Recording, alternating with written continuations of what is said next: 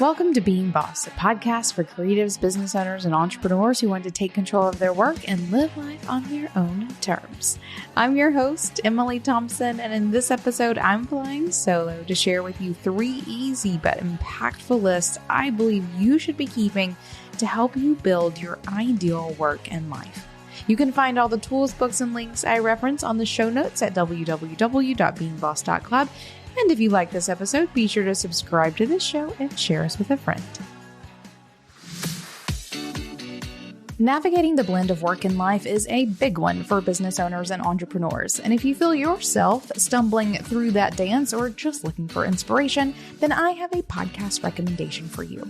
Work at Life, hosted by Sonia Lucina and Maddie Grant, brought to you by the HubSpot Podcast Network. In this podcast, Sonia and Maddie explore the gray areas between work and life as they share data on relevant topics around workplace engagement and culture. One recent episode, titled How to Be Optimistic When the World Around You Isn't, discusses the simple and complex things you can do to keep your head up when the world goes dark. Check them out and listen to Work at Life wherever you get your podcasts.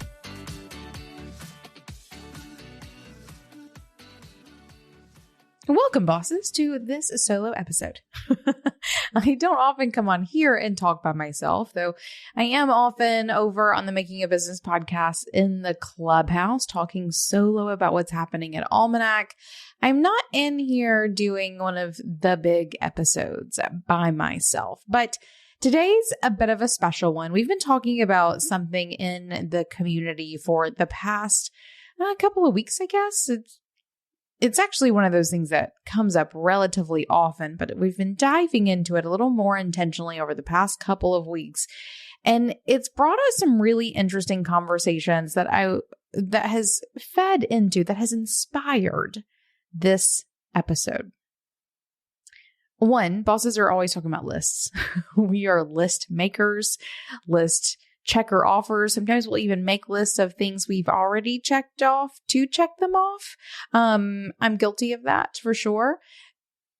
I love bosses for that. We love our lists. And so today I want to help you make some really big lists. I think we're really great at small to-do lists. What do I need to do to get this project off the ground? What do I need to do today? What do I need to do before lunch? What do I need to do? What do I need to tell someone I'm about to have a meeting with? Whatever it may be. We're really great at small lists. Today, I want to help you broaden your perspective of or your experience of lists into some really big lists that I want to encourage you to keep for yourself. I keep all of these lists in some capacity or another. A couple of these are lists that I've talked about extensively in other settings. And this is the first time that I have shared them all succinctly in this space. So let's dive into it. If you've ever heard me speak on stage at an event that is not my own, I will often do this talk that I created a couple of years ago that I love very much. It's one of my favorite things. And very few people, in the grand scheme of things, has actually heard this talk, but it's very core, I think, to being boss.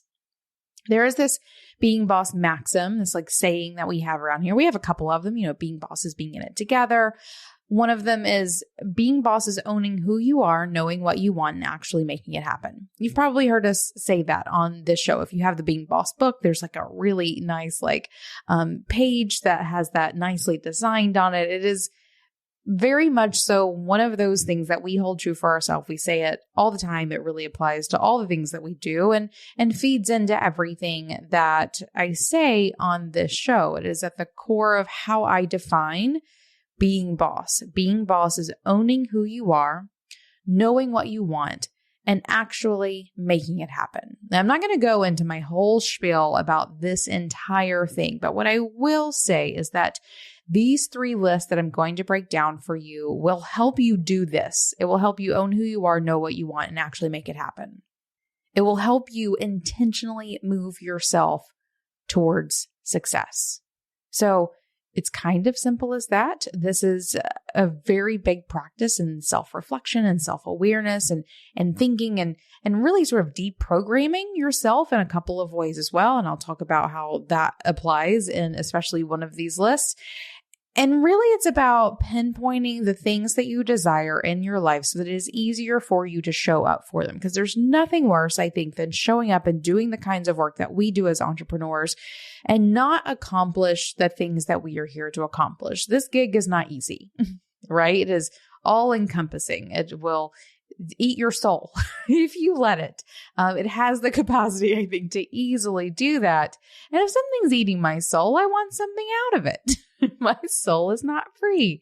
That's a very dramatic way of putting that. But really, I want you to think about these things so that you are capable of working more easily towards what it is that you actually want out of claiming this sort of life for yourself. So let's dive in. 3 lists for you. And I literally made a list of lists.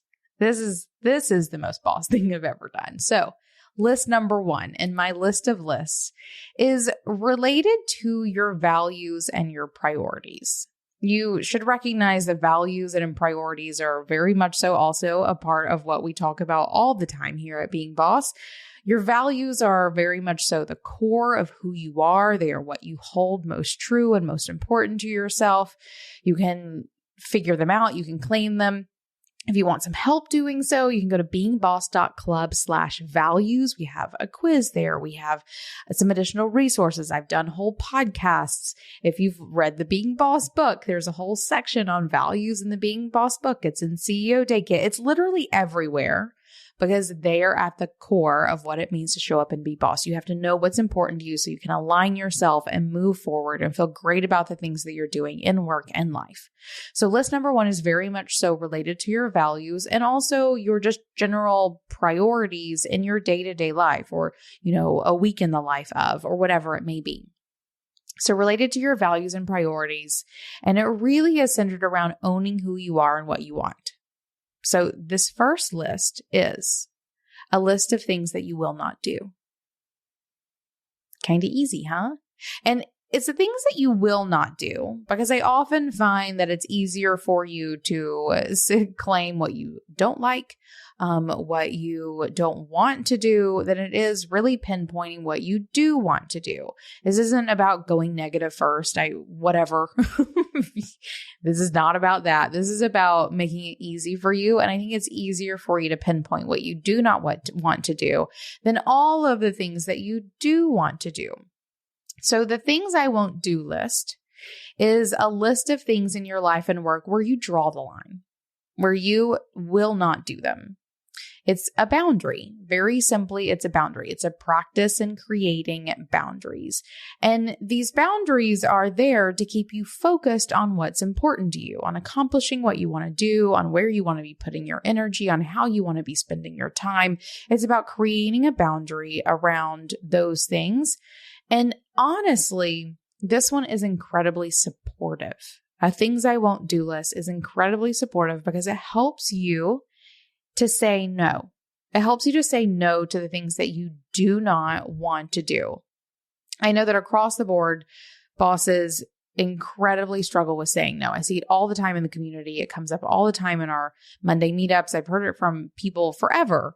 I have a hard time saying no to this person or anyone, to these kinds of opportunities, to any kind of opportunity, whatever it may be. You have a hard time saying no, but a things I won't do list is the list of things you are going to say no to. So it will support you in that. Sometimes it's easy to use a list like this to disassociate your feelings from the things. You can just look at your list and go, nope, I won't do that. And not think about the feelings around those things. So what can this look like? What goes on your things I won't do list? One, you can think about the boundaries you want to create around your time. So think I won't answer emails after 5 p.m. That's a thing I won't do. I will not answer emails after 5 p.m. I will not work on the weekends. I will not, I will create these kinds of boundaries in my life around time, because outside of that, I will not do these things. There's a boss in the C-suite. As I was sort of jotting down some notes for this, I thought of her because one of the things that came out of the pandemic for her was that she was so over kids' birthday parties and has put on her things I won't do list. No more birthday parties. And that's just like such a funny personal preference, but like a hard line that has been drawn. It has been communicated, and there are no more birthday parties in her future. And I love that for her. I also know of several bosses who, post-pandemic especially, are like, no more conferences. Like, I'm over it. I don't want to do these things. Before, it was something you kind of had to do in order to, show up in your community and do the things. But after a couple of years of not having to, there is no desire to go back. And I think for everyone, there is some post-pandemic things around your time where you have gained some clarity, things you don't want to go back into doing. Those can go on your things I won't do list if you want to put them there. You can also think about duties that you want off of your plate in your life or in your work. Some examples of what this can look like is, no more bookkeeping. Like it's not something you want to do. Dealing with customer service. That's mine. That's one of mine, especially at Almanac. Actually, the entire team knows that Emily does not need to be involved in customer service. I just don't. For some personality reasons. But also I don't want to be. And so that's something where I have drawn that line. Things I will not do. I will not deal with customer service. I have lots of people who are great at that and love it. I let them do their job. I'm not going to stick my nose into it. Maybe there's something in your life that you don't want to do. Maybe you want to, you never want to do your own landscaping again, right? You're not going to mow your grass or weed your garden or whatever. Put that on your list. If that is something you do not want to do, you can put that on your list, and then prioritizing finding the support that you need to make sure those things still get done in your life. You still got to do your bookkeeping. Somebody's got to do customer service. Somebody should probably weed your garden, right? You do not have to do it. Another one to consider for this things I won't do list is associating with certain people. Maybe there are toxic relationships that you need to cut out of your life. Maybe it's business related and it's certain types of clients or working within certain industries, whatever it may be. It is your prerogative. This is your life, honey. Your life and your work. You can have the people in it that you want, or not. And so those things can go on your things I won't do list as well. And this list is really important because you, as a busy business owner and or entrepreneur or creative who needs time for inspiration and creating, you need to clean off your plate. You need to. You can't do everything. So go ahead and start pinpointing the things that you will hand off or that will simply be removed from your life. You need to clean off your plate and make room for what you're best at. Because you do have a limited amount of time in your life. That is the one resource we can't make more of, et cetera, et cetera. So you have to prioritize your time better. And that's what a things I won't do list will help you do. It will also work to nurture you to do your best work or live your best life. And that really is the ultimate goal for us being here, is it not? You want to accomplish this, a things I won't do list, and actually showing up for that things I won't do list is the tool that will help you get there. And then I think for a lot of bosses, the most important reason to have a things I won't do list is to help you say no, is to remove the feelings from the things that you know you won't do and just recognize them as things that you are going to say no to. Sometimes even putting them in this list can give you the context that you need to understand why you need to keep saying no to the thing. Because it's giving you room to do what you're best at. It's giving you time and space to nurture the parts of yourself, of your life and work that you want to nurture more of. It can help you say no. And that in itself, I think it's worth its weight in gold. And then a couple of other things about this want list before we move on to number 2 is that you can always break your own rules. You absolutely can. If someone comes in, if you get a client proposal from someone or you get a client request, what is it called? You get an email. If someone wants to work with you, and they're the type of client or the industry that they're in or the kind of project that it is or whatever it may be is on your don't do list, I mean, that's kind of a red flag in itself. But if some other circumstances are making you want to say yes to this thing, you can. You can if you want to. You can answer an email after 5 if you want to. The key here, though, is to not make it a habit. Do not make it a habit of breaking your own rules in this space, though these are not hard and fast. And you can also revisit them. And you can revisit them as often as you want. Maybe you're revisiting once a year. This could be part of your CEO day if you so choose for it to be. Because sometimes things are added and sometimes things are taken away. Sometimes you want to make room for something that you previously didn't want to do anymore. Sometimes you are adding things to it because there are things that you're doing that you realize now need to go on that things I won't do list. Your role and your experience of your life and work will be changing consistently. And I think this list will be as well. So list number 1 is a things I won't do list. It is incredibly important for a super busy, highly responsible, lots on our plate bosses. With summer coming to an end, change is in the air. And change can be scary, especially when it comes to scaling your business. HubSpot CRM platform helps you make major moves confidently.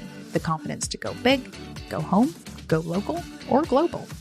With HubSpot, all your marketing, operations, and sales tools are in one place, meaning you have the right data at the right time to make the right call. A single source of truth means you and your team are supported by a powerful system that helps lighten the busy work and create more time and space for big thinking. As a connected customer platform, HubSpot provides more than just software.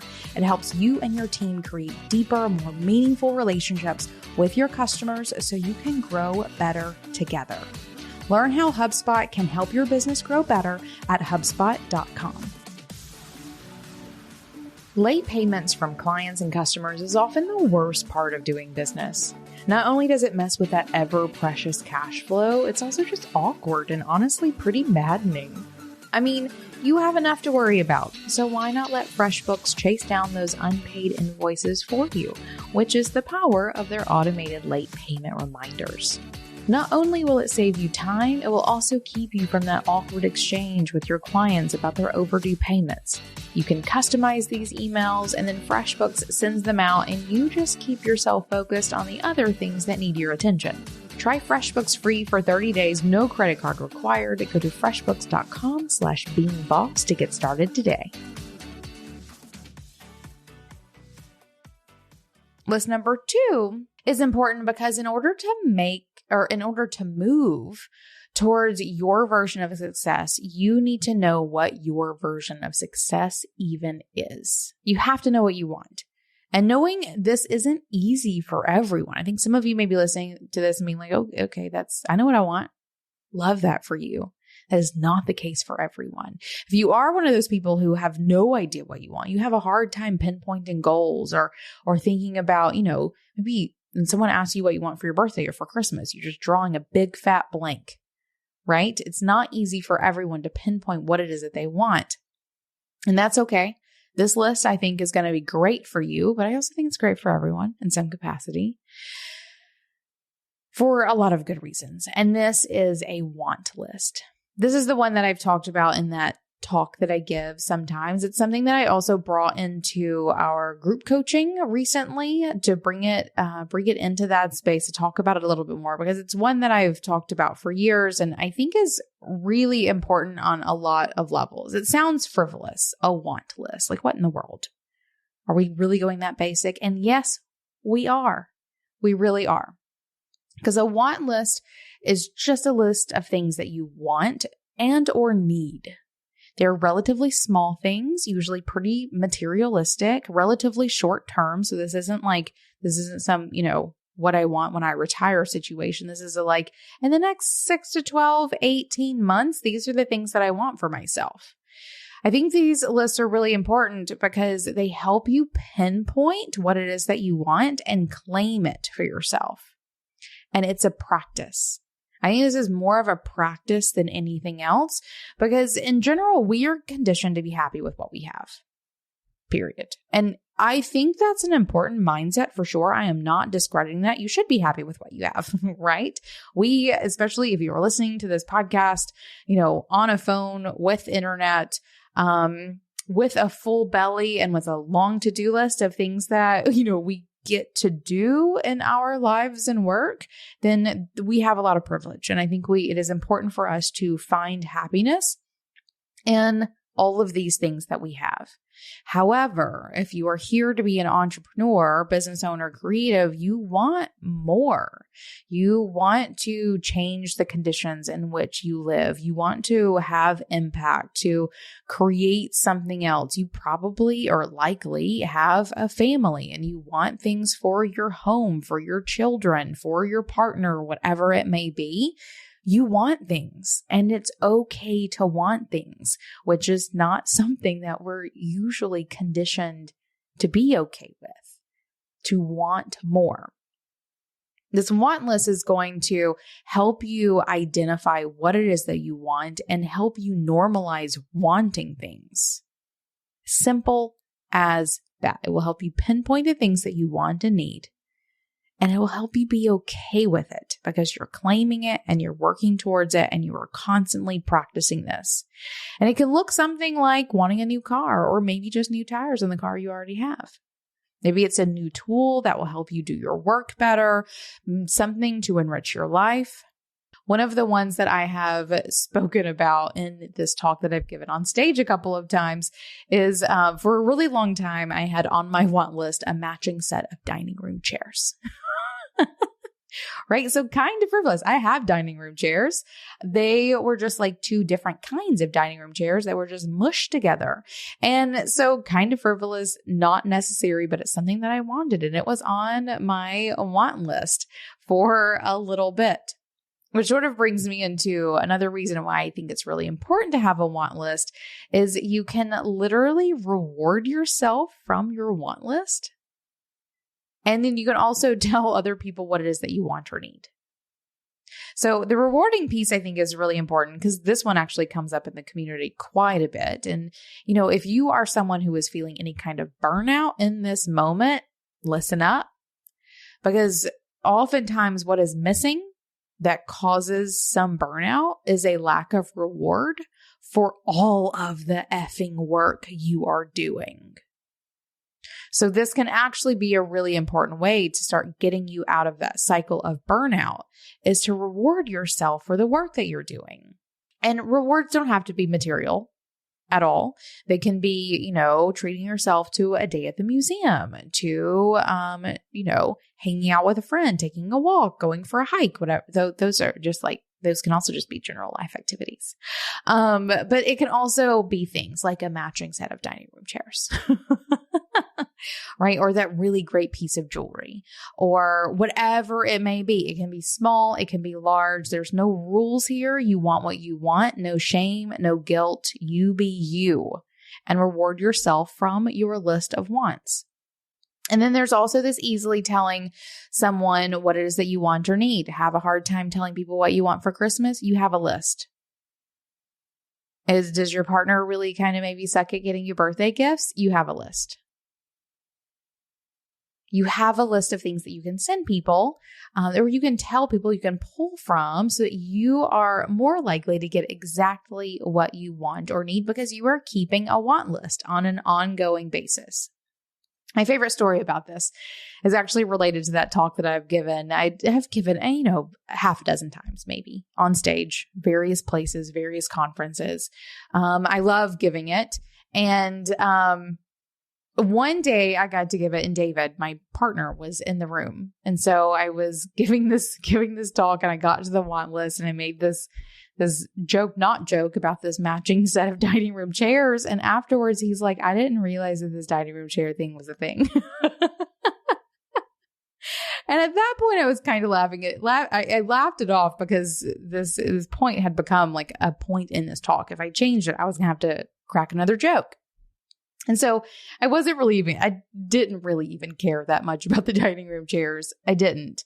But a couple months later, I can't remember what, I think I was ordering a couch and he was like, so how about some dining room chairs? And I was like, you know what? You're right. It's time for me to finally put this dining room chair thing to bed. And so I was able to get my dining room chairs in a way that I wouldn't have thought about it. But it was on his mind because he heard me make this list of things that were on my want list. It literally helped me get what I want, get what I wanted. And now my dining room chairs are great. Thank you. So a couple other things about this want list is you should just keep this somewhere. I keep it on my notes app on my iPhone. So anytime I see something that I think I want, I can pull it up, add it to it, move on with my life. I use it regularly. There's always something being added or taken away one way or the other. And again, not necessarily feeding this materialistic existence, and if you're a minimalist, this may be the worst idea ever, but it doesn't have to be about frivolous stuff. It can be about things that are going to enrich your life, and it absolutely should be. But really the key here is that it is a practice in wanting things. And this one, it doesn't have to be materialistic things. I usually find that the material things land on this list, but it can be sort of smaller experiences as well, things that are going to be really easy for you to pull out. I guess I never really thought about it this way, but I have a list of just things that I want to do in Chattanooga. Like there are some touristy things that we've never done. There are some places I've never gone. There are hikes I've never done. And I do actually have a list that I will flip to occasionally. If we have a chill weekend and we're looking for something to do, I will go to that list and be like, you know what? We've never done this hike. Let's go do it, or whatever it may be. Your want list can also very much so be those kinds of experiences for sure, if that is much more your jive, but also literally no guilt if it's just a bunch of stuff. The key here is that you are practicing pinpointing what it is that you want, and you have the added benefit of being able to easily reward yourself or get the things that you want or tell people what you want for your birthday. All right, so that is list number 2. That is your want list. Now let's talk about list number 3. List number 3 is like the sister to the want list. It is the long-term wants. These are things that are life enriching and really even life defining. And this is one we've all heard of. It is the bucket list. This is your bucket list. It is a list of things that you want to experience or accomplish in your life. They are big things. Big, really encompassing, like it's not just, walking to my neighbor's house or whatever. It's like walking around the world. That's the dumbest example. Sorry, that came out of my mouth. It is less materialistic, more based on experiences or learning things. And I think this one is really important because it helps you dream and it helps you steer the ship of your life. It can look like, obviously, whatever you want it to be. But a couple little buckets for you to think about is 1, maybe you want to go somewhere. One of mine is because I think this is like a time frame one, in the next 15 years, I would really love to do some backpacking in Europe. Would love to. That sounds so dreamy to me. We have a boss in the community right now who is prepping for a pilgrimage in Spain. That's a big thing. Maybe you want to go see some pyramids or climb a volcano or, visit Yellowstone. I don't even know. Whatever it is, maybe you want to go somewhere. This requires you. This is a requirement of you getting out of your space, getting out of your comfort zone and going somewhere completely different. Maybe it's important to you in some way. Maybe it's completely arbitrary and you just want to see a volcano. No real reason, just want to see it. There has to be no reason actually behind any of this except that you want to do it. So maybe you want to go somewhere. Maybe you want to experience something. So do something like skydiving or swimming with dolphins, or maybe you want to sell a business. That's just a weird thing that you want to do in your life. Maybe you want to stomp grapes, and absolutely, I'm thinking about I Love Lucy with this one. I would like to stomp grapes with I Love Lucy, though I know better than to put that on my bucket list. But what do you want to experience? What's something that you want to experience to enrich your life? I always think about what is the most interesting man situation of like, what are those things for you? Because I think it could be so many things. So what kind of stories do you want to tell when you're an old person? I think that's a really interesting way to look at creating a bucket list too. Another bucket to think about is learning something. Maybe you want to learn another language and then have some sort of related experience or travel scenario based on that. Or maybe you don't. Maybe you just want to, if you want to learn, what is it, Elvish from Lord of the Rings? Whatevs. You do you. Love that for you. Maybe you want to learn salsa dancing or learn to surf or pick up some sort of skill. As creatives, we want to learn all kinds of things, right? For a long time, I really wanted to learn to knit, but crochet is my wheelhouse. Knitting, I don't need to know both. That one was removed from my bucket list. I was a little over it. Maybe you want to learn a new skill. You want to pick up a new hobby. Maybe you just want to do something one time. Maybe you want to learn bookmaking, to make one book and never to do it again, never to sell it, not to make books, but to make a book. You want to learn something and have that experience as well. So your bucket list can be obviously whatever you want. It should be big things. Again, think about the stories you want to tell as an old person to your grandkids or, whoever. Your friends who are tired of hearing your stories by that point. Doesn't matter. Make your bucket list. I think your bucket list is really important for many reasons. It is a very important practice. It's related to that want list practice of thinking about what it is that you want, but there's this larger spectrum to it or larger perspective to it where it's really about dreaming really big. It's seeing past your to-do list and what it is that you want to experience in your life. I also think it gives a really interesting inside peek into what you value. Because as you start putting this up, I think some things will rise to the top. One of mine is adventure. I'm less about learning things. I am. I will learn things all day long, but most of my bucket lists are going places and experiencing things because adventure is something, is a value of mine. They're not very many of them are small. They're really big things. It also gives you an inside peek into who you want to be. Again, think about that old person you're going to be. Do you want to be able to sit there and tell them about the amazing business that you ran? And this is a good thing. I'm not slamming any of us here, but this amazing business that you built and ran and you were able to meet and collaborate with all of these people. And then one day you sold it or you passed it down to your kids or, whatever. And then you went on to mentor. We could go down a crazy rabbit hole of imagining this.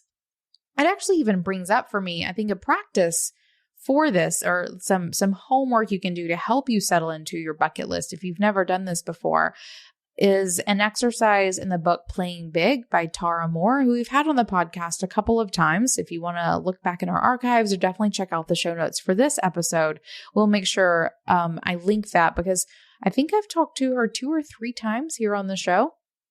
And I think talked to her specifically about this exercise where you are imagining your inner mentor and you're having a discussion with your inner mentor, and your inner mentor is you when you're older.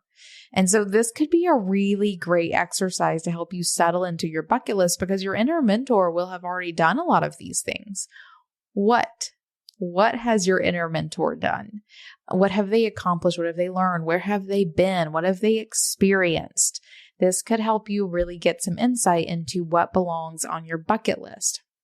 It also gives you some really great direction as you're building your life. And again, this isn't day-to-day direction. This is year-to-year plus direction.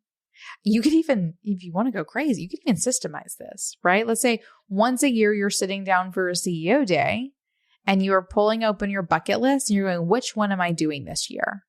And you can pinpoint the thing, and every year you are accomplishing something on your bucket list or similar. I love that idea. Might steal that. Can I steal an idea from myself? Maybe so. But all in all, your bucket list gives you something to work towards. right? So you're not just sitting there grinding away all day, every day, and not experiencing the things in your life that you probably originally started this business to experience. Again, we're putting our heads in the sand. We are doing all of this great work, and we're forgetting the big things that we want to accomplish. So this will help you pinpoint the big rewards that you want to work towards, the big things that you want to do and experience outside of the little things that you want or need. These are the things that you're working towards. This is your bucket list. It's incredibly important to have one. I think for literally everyone, but I think it sort of serves a special purpose for us business owners and entrepreneurs. So that's it. Those are my 3 lists. Those are the 3 lists that you get, or that I think that you need to have as a business owner and entrepreneur. Number 1 is your things you won't do, which is really important. I think for the most important reason of helping you say no to the things that you do not need to be spending your time, money, or energy on. Number 2 is your want list, which I see mostly as a very important practice with normalizing wanting things and in pinpointing what it is that you do want so that you can work towards it. And then 3, your bucket list. And I do think the most important reason for your bucket list, though I love the idea that it gives you that inside peek into what you value and who you want to be. This is the one where it gives you direction as to which way you're building your life and making sure you're accomplishing the things in this life that you are here to accomplish. You're learning what you want to learn. You are experiencing what you want to experience. You are going where you want to go. You are becoming the person you most want to be. And altogether, these 3 lists are going to help you get to know yourself better. One of the things that we've been talking about in the group coaching, we have a whole sort of section that is centered very much so around self-awareness. Or if you even go back up to being bosses, owning who you are, knowing what you want, and actually making it happen. Let's take the first part of that, being bosses, owning who you are. You can't own who you are if you don't know who you are. So knowing who you are is step number 1 in being boss. Because without your values, without understanding what's important to you or what you want to prioritize or what you're working towards, what your version of success is, nothing that comes after is going to matter at all.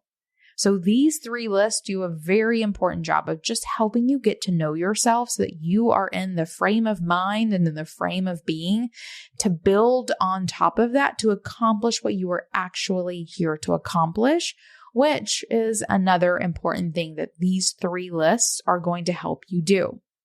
Are actually going to help you create more of a life and work experience that you want. It's going to help you achieve your version of success, and not just, at retirement as your inner mentor, but next week, next month, today, if you wanted to.